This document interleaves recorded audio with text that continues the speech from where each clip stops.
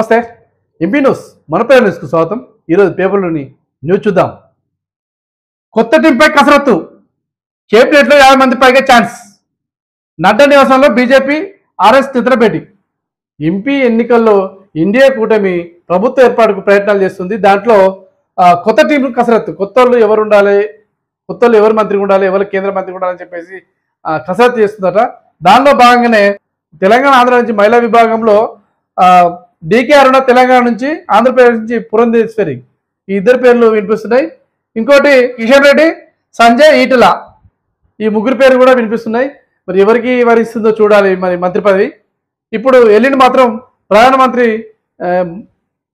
ఎల్లుండి ప్రధానమంత్రి ప్రమాణ స్వీకారం చేస్తున్న వార్త మనం చూడొచ్చు. కేంద్ర కేబినెట్లో టీడీపీ, కేంద్ర కేబినెట్లోకి ఆంధ్రాలో ఎక్కువ సీట్లు వచ్చింది కాబట్టి బీజేపీకి కూటమిలో టీడీపీ కీలకమైంది కాబట్టి టీడీపీ పార్టీకి ఎక్కువ కేంద్ర పదవులు వచ్చే అవకాశం ఉన్నట్టుగా మనం వార్త చూడొచ్చు. బీజేపీ అధ్యక్షుడు శివరాజ్, బీజేపీ అధ్యక్షుడిగా యుద్ధం ముందు నడ్డా ఉండే, ఇప్పుడు నడ్డా స్థానంలో శివరాజ్ పార్టీలను పెడుతున్న వస్తాం మనం చూడొచ్చు. మారిన చంద్రబాబు చూస్తారు, అధికారుల పాలన కాదు ప్రజాపాలన. కంగనకు చెప్పదప్ప, చండీగఢ్ విమానాశ్రయంలో ఎంపీపై చేసుకున్న మహిళా కానిస్టేబుల్. మరి కంగనా రనౌత్ను కొట్టాల్సిన పరిస్థితి ఎందుకు వచ్చిందనంటే, ఇంతకుముందు రైతులు ఢిల్లీ దగ్గర ధర్నా చేస్తున్నప్పుడు వాళ్ళపైన ఇష్టం వచ్చిన వ్యాఖ్యలు చేసింది. రైతులంటే మాకు ఇష్టం, రైతుల పైన ఇష్టం వచ్చిన వ్యాఖ్యలు ఎందుకు చేసినావు అని చెప్పేసి ఇప్పుడు విమర్శలు దొరికినావు అని చెప్పేసి ఒక చెప్పదెబ్బ కొట్టిన వార్త మనం చూడవచ్చు. దాంతో ఆమెపై మహిళా కానిస్టేబుల్పై కేసు నమోదు చేసి ఎఫ్ఐఆర్ నమోదైన వార్త మనం చూడవచ్చు. కోట్ల సర్కారు భూములు హాంపట్, రంగారెడ్డి కలెక్టర్లో ధరణి ఆపరేటర్ మాయాజనం. ధరణి ఆపరేటర్ల సిస్టమ్ ఎట్లా వచ్చిందని చెప్పేసి, ధరణి ఆపరేటర్లకు ఎట్లుంటుంది అంటే ఒక టోకెన్ ఉంటుంది, ఎంఆర్ఓ టోకెన్ వాళ్ళ దగ్గర, లేదా కలెక్టర్ టోకెన్ ఉంటుంది. వీళ్ళు కలెక్టర్ ఆఫీసులు, రంగారెడ్డి కలెక్టర్ ఆఫీసులో పనిచేస్తున్నట్ట కలెక్టర్ టోకెన్ ఉంటుంది కాబట్టి వాళ్ళ భూములు ఎక్కడ ఖాళీ ఉన్నాయి ఏం కథనే వాళ్ళ సిస్టమ్ తెలిసిపోతుంది. అక్కడ కలెక్టర్ టోకెన్ పెడితే ఓపెన్ అవుతుంది కాబట్టి ఓపెన్ చేసి వాళ్ళ ఇష్టం వచ్చిన భూములను వాళ్ళ పేరు మీద మొత్తం హాంపట్ చేసిన వార్త. భూములు మొత్తం ఖాళీ చేసి, ఖాళీ ఉన్న కాడ వీళ్ళు పేరు ఎక్కించుకోవడం ఏ విధంగా చేసినా కానీ విలువైన భూములు హాంపట్ చేసిన వార్త మనం చూడవచ్చు. కోడ్ ముగిసింది, ప్రభుత్వ పాలనకు తొలగిన అడ్డంకి. ఇంతకుముందు ఏ ప్రభుత్వ కార్యాలయం చేయాలన్నా, ఏ ప్రభుత్వ పని చేయాలన్నా ఎన్నికల కూడా కనీసం దాదాపు 2-3 నెలల కంచి ఇదే ఏ పని ముందు సాగట్లేదు. ఇప్పుడు కోడ్ ఇవాళతో ముగిసింది కాబట్టి ఏ పని చేసుకోవచ్చు, ప్రభుత్వ పనులు ఇప్పటి నుంచి సాఫీగా సాగుతున్న వార్త రేవంత్ రెడ్డి చెప్పిన వార్త మనం చూడవచ్చు. కాంగ్రెస్ టచ్లో 10 మంది బీఆర్ఎస్ ఎమ్మెల్యేలు, పార్టీ మారేందుకు ముఖ్య నేతలతో మంత్రాలు. ఇక చూసుకో కథ ఎట్లు. బీఆర్ఎస్ ఇంతకుముందే పెద్ద జీరో వచ్చింది. ఆ బీఆర్ఎస్ పార్టీ అంటే ఎవరు దేకట్లేదు, జనాలు అయితే బండకేసి కొడతారు. ఇక అట్లా ఉన్న వాళ్ళ ఇప్పుడు 39 మంది ఉండే, వాళ్ళకెళ్ళి ముగ్గురు కాంగ్రెస్కి వచ్చేసి అప్పుడు. తర్వాత సాయన్న కూతురు చనిపోతే ఆమె మీద ఉపేటికి వస్తే మొన్న మళ్ళీ అది కాంగ్రెస్కి వచ్చింది. ఇక వాళ్ళకు ఉన్నాయి ఎన్నాయి అంటే 34గా ఉంటాయి బీఆర్ఎస్కు. దాంట్లో నుంచి కూడా ఎంతమంది 10 మంది కాంగ్రెస్ పట్లకు వచ్చేందుకు సిద్ధమయ్యారట. వాళ్ళు ఎవరంటే ఇంతకుముందు టీడీపీ నుంచి టీఆర్ఎస్ పోయిన వాళ్ళు, కాంగ్రెస్ నుంచి టీఆర్ఎస్ పోయిన వాళ్ళే మళ్ళీ కాంగ్రెస్ పార్టీలోకి వస్తున్న వార్త మనం చూడవచ్చు. విషయం ఏంటంటే, ఇప్పుడు వాళ్ళు చూడండి, మీరు ఏ పార్టీకైనా ఎన్నికలు రాగానే గెలిపోవటం అనేది సహజం.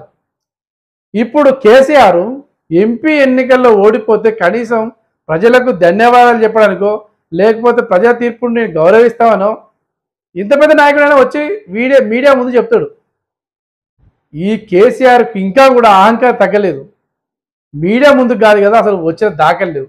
అతను కానీ, అతని కొడుకు కానీ, హరీష్ రావు కానీ, ఎవరు కానీ, కల్వకుంట్ల ఫ్యామిలీ ఎవ్వరు కూడా ప్రజల పక్షం లేకుండా వాళ్ళ అధికార దాంతోనే ఏ పైన చేస్తారు తప్ప, ఎన్నికలన్నప్పుడే జనాల దగ్గరికి వస్తారు తప్ప ఎన్నికలు లేనప్పుడు బయటికి రారు.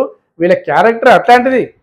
ఎందుకంటే ఇన్ని రోజులు తెలంగాణ ఉద్యమం అని తెలంగాణ పేరు చెప్తాం, పాపం గడిపిల్లు. ఆ పని అయిపోయి బీఆర్ఎస్ వచ్చింది, బీఆర్ఎస్ తర్వాత వాళ్ళ పని అయిపోయింది. ఇక పని అయిపోయినప్పుడు మా జనాలతోనన్నా మమేకమై జనాల సమస్య తీర్చడానికి సిద్ధంగా ఉండాలా? లేరు. ఎన్నికల ముందు అయితే మేము తీర్తామని చెప్పేసి ఒకటే ఊపదంపుడు ఉపన్యాసం చేసిండు. మరి ఇప్పుడు ఏమైంది? ఇప్పుడు సమస్య తీర్చకుండా పర్లేదు, ప్రజలకు ఎన్నికలు అయిపోయిన రిజల్ట్ తర్వాత తెల్లారొచ్చి జరిగిన విషయాన్ని జనాలు చెప్పాలి. నువ్వు తెలివైన నాయకుడు అయితే 80,000 పుస్తకాలు చదివిన నాయకుడు ఇంట్లో వండుకొని మీడియాకు కనబడకుండా నువ్వు బయటకు వచ్చి కనీసం ఎమ్మెల్యే ఓట్లు డిసెంబర్లో ఎమ్మెల్యేలు ఓడిపోయినప్పుడు ఇదే కథ.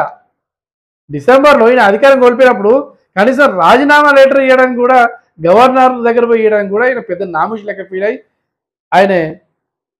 ఆయన వర్కర్తో పంపిండు. గట్లున్న ఆయన కథ. రాజీనామా లేఖ అనేది ప్రజాస్వామ్య పద్ధతిలో ఎట్లుంటుందంటే, ముఖ్యమంత్రి ఓడిపోగానే గవర్నర్ దగ్గరికి వెళ్ళి సంతకి రిజైన్ చేసేస్తారు. ఏ ముఖ్యమంత్రి అయినా కానీ, ఎంత తుడుంకాని ముఖ్యమంత్రి అయినా కానీ.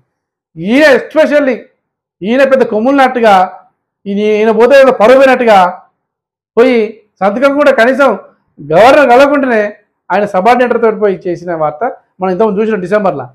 మళ్ళీ ఇప్పుడు ఎంపీ ఎన్నికల్లో పెద్ద గుడిసిన వచ్చింది. గుడిసినతో ఏం చెప్పాలి? మేము ప్రజల తీర్పును గౌరవిస్తాం, ఏదో ఒకటి చెప్పాలి కదా. ఏ చెప్పకుండా ఇంట్లో పడుకుంటే ఎట్లను?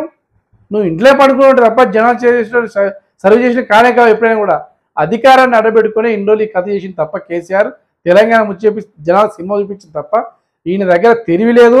80,000 పుస్తకాలు చదవలేదు. ఈయనంతా చోరు ముచ్చట్లు, ఈ కేసీఆర్ అని బోగర్ ముచ్చట్లు. కాబట్టి అందుకే వాళ్ళకి అర్థమైనట్టుంది టీఆర్ఎస్ ఎమ్మెల్యేలకు. వాళ్ళు కూడా 10 మంది కాంగ్రెస్లోకి వస్తున్న వార్త మనం చూడవచ్చు. ఇవి ఈరోజు వార్తలు.